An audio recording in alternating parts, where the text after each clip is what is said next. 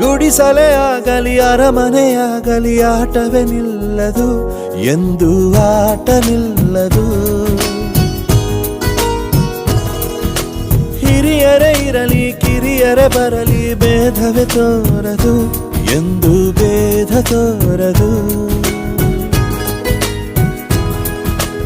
ಎಲ್ಲ ಇದ್ದು ಏನು ಇಲ್ಲದ ಹಾಗೆ ಬದುಕಿರುವ ಆಕಾಶ ನೋಡದ ಕೈಯೇ ನೆನೆದು ಪ್ರೀತಿ ಹಂಚಿರುವ ಜೊತೆಗಿರು ನೀನು ಅಪ್ಪನ ಹಾಗೆ ಹಣ್ಣೆಲೆ ಕಾಯೋ ವಿನಯದಿ ಹೀಗೆ.